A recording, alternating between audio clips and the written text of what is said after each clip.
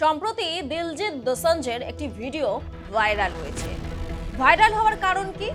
প্রথমেই সেই ভিডিওতে দেখা গেছে তিনি কনসার্ট থামিয়ে দর্শকদের সঙ্গে কথা বলছেন।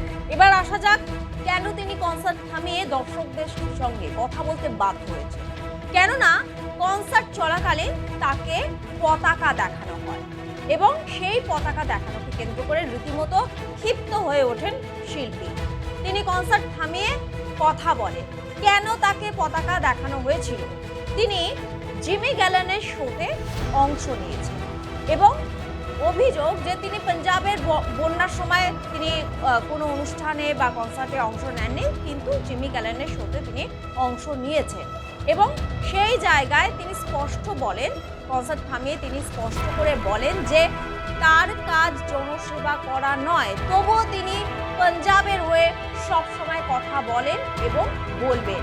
এবং তিনি আরও দাবি করেন যে বিভিন্ন মাধ্যমে কখনো পাঞ্জাবকে নিয়ে কোনো কথা বলা হয় না, কিন্তু তিনি যে কোনো শোতে যান সেখানে কিন্তু তিনি পাঞ্জাবকে তুলে ধরেন এবং এই শোতেও তিনি যখন অনুষ্ঠান করছেন সেখানে কিন্তু তার উদ্দেশ্য কোনো সিনেমা বা তার কোনো গানের প্রচার নয়, তার একমাত্র উদ্দেশ্য হচ্ছে পাঞ্জাবকে তুলে ধরা। এবং তাকে যতই পতাকা দেখানো হোক না কেন তিনি তার এই কর্মকাণ্ড চালিয়ে যাবেন।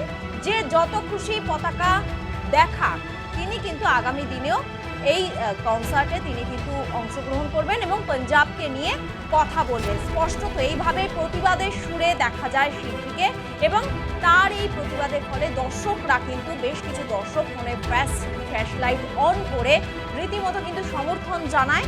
এবং আপনাদেরকে জানিয়ে রাখি, জিমি গ্যালনের এই মুহূর্তে দ্বিতীয় শোতে অংশগ্রহণ করেছেন দিলজিৎ এবং তিনি আবারও স্পষ্ট করে জানিয়ে দিয়েছেন যে যে যত খুশি পতাকা দেখাক তিনি তার কাছ থেকে এতটুকু পিছু হটবেন না, তিনি কনসার্টে অংশগ্রহণ করবেন এবং পাঞ্জাবকে নিয়ে কথা বলবেন।